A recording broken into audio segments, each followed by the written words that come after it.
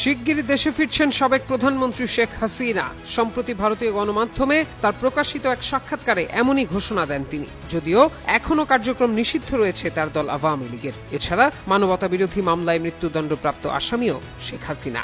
এমন প্রেক্ষাপটে তার দেশে আসার ঘোষণা রাজনৈতিক অঙ্গনে নতুন করে আলোচনা ও নানা জল্পনা কল্পনার জন্ম দিয়েছে। বিশ্লেষকদের কেউ এটিকে রাজনীতিতে নতুন সমীকরণের ইঙ্গিত হিসেবে দেখছেন, আবার কেউ মনে করছেন এটি একটি রাজনৈতিক অবস্থান বা কৌশলগত বার্তা। প্রকৃতপক্ষে শেখ হাসিনার দেশে ফিরে এসে সক্রিয়ভাবে আইনি প্রক্রিয়ার মুখোমুখি হওয়ার বাস্তব কোনো সম্ভাবনা আপাতত নেই।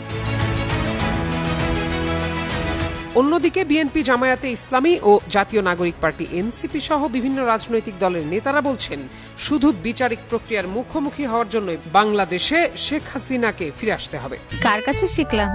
এই যে রাধুনী রেডিমিক্স গরুর মাংসের মশলা। গরু রান্নায় গুরু হওয়া কোনো ব্যাপারই না। কারণ যে পরিস্থিতিতে তাকে দেশ ছাড়তে হয়েছিল সেটি ছিল ব্যাপক জন অসন্তোষ ও গণপ্রতিরোধের প্রেক্ষাপট। ফলে এখন তার দেশে ফিরে রাজনীতি করার বাস্তবতা নেই। যদিও আওয়ামী লীগ নেতাদের দাবি, শেখ হাসিনার দেশে ফেরার প্রশ্নে মামলা বা বিচারিক প্রক্রিয়া কোনো বাধা নয়, কারণ অতীতেও তিনি নানা প্রতিকূলতা অতিক্রম করেই দেশে ফিরেছেন। এবারও রাজনৈতিকভাবে থামিয়ে রাখা সম্ভব হবে না।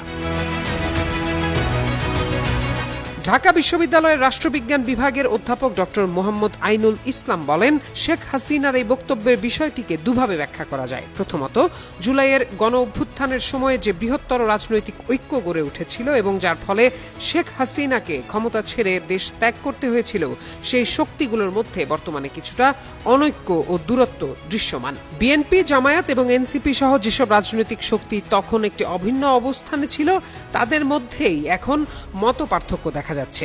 এই পরিবর্তিত রাজনৈতিক বাস্তবতাকে সামনে রেখেই এসব বক্তব্য দেয়া হচ্ছে বলে ধারণা তার। বিএনপি চেয়ারম্যানের উপদেষ্টা অ্যাডভোকেট সৈয়দ মোয়াজ্জেম হোসেন আলাল বলেন, শেখ হাসিনা দীর্ঘদিন ধরেই অসংলগ্ন ও বিতর্কিত বক্তব্য দিয়ে আসছেন। দেশের রাজনৈতিক নেতা, বুদ্ধিজীবী কিংবা বিশিষ্ট ব্যক্তিদের মধ্যে এমন কাউকে খুঁজে পাওয়া কঠিন যিনি কখনো তার বক্তব্যের লক্ষ্যবস্তু হননি। তিনি মনে করেন, ভারতেরই উচিত বন্দি বিনিময় চুক্তি মেনে তাকে বাংলাদেশে ফেরত পাঠানো। এদিকে আইনি প্রক্রিয়ার মাধ্যমে সরকার হাসিনাকে ফেরত চায় বলে মন্তব্য করেছেন স্বরাষ্ট্রমন্ত্রী সালাহউদ্দিন আহমদ।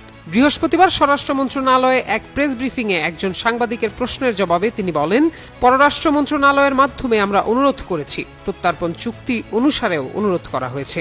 সরকার চায় শেখ হাসিনা মামলা ফেস করুক। প্রত্যয় দাস, যুগান্তর নিউজ।